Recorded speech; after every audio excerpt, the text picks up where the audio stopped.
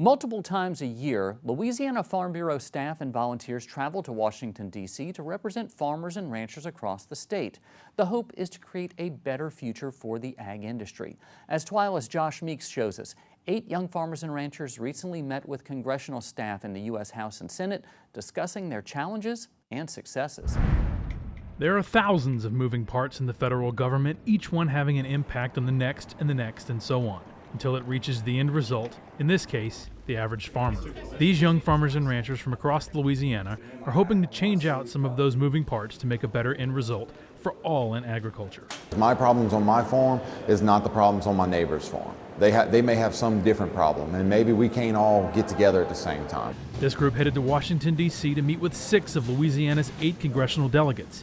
Each one has a different story to share. The FSA loans, the EM loans. You know, we had a rough year with the drought. The last thing we want is to tell them, I'm sorry, but we can't afford to pay you anymore. For the Lees of Vermilion Parish, they've had to greatly cut back on the number of H-2A workers they can hire, all because of a program that was initially designed to secure those workers' wages. So instead of the intended effect of 7 people getting a raise, 5 people are probably going to lose their job and be replaced by a piece of equipment, which is not what anybody wants to see, because we know these men. We've brought them back year after year. For the Duncans of Rapides Parish, their struggle is over federal mandates on tagging animals, designed to track any outbreaks of infectious diseases.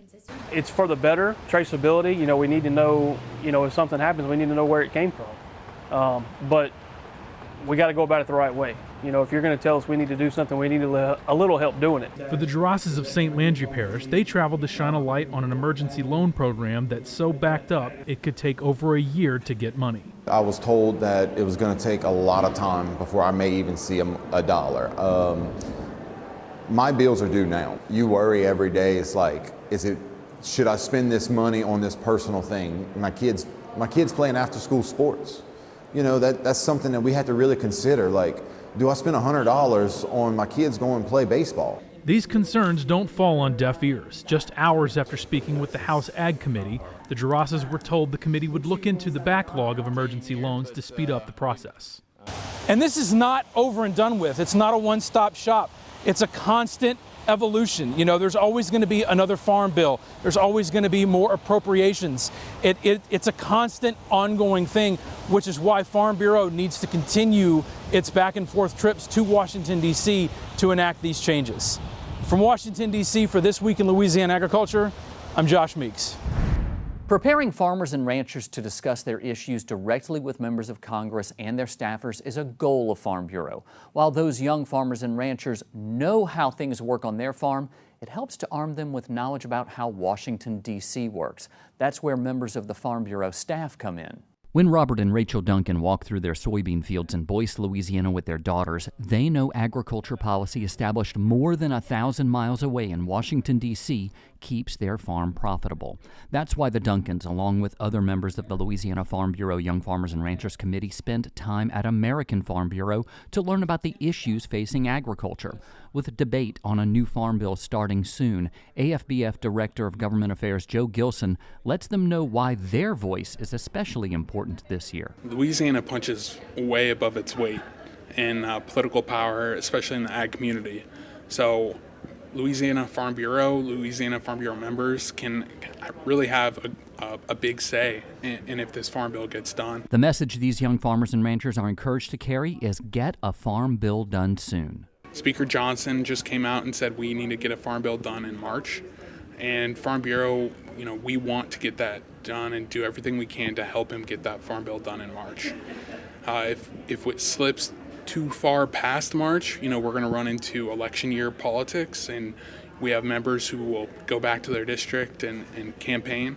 But right now, this spring, we do have a window to get a farm bill done. Another place these farmers and ranchers need Congress to take action is concerning labor. Under the current adverse effect wage rate, farmers must pay H-2A workers who only do farm work $14.53 an hour. That rate goes up if that worker drives a truck. John Walt Boatwright focuses on labor and says that rule has already put some farmers out of business. American Farm Bureau wants Congress to pause the rate at 2023 levels and then repeal the Department of Labor rule establishing the adverse effect wage rate.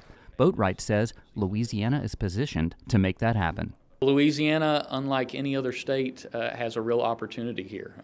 You have senior members in the House leadership, Speaker Johnson, Leader Scalise. You have 2 senators who have prime committee slots in the Labor Committee on the Senate side and the Appropriations Committee. And you just generally have strong advocates on behalf of Louisiana agriculture. This makes Louisiana in a prime spot to really deliver a message that can help drive home the point that we need these ag labor fixes now, and we've got to deliver a win for those Louisiana farm families. If you would like to learn more about the Louisiana Farm Bureau Young Farmers and Ranchers program, visit our website at twilatv.org. Oh, and to keep up with what's going on with agriculture in D.C., follow TWILA and Louisiana Farm Bureau on social media.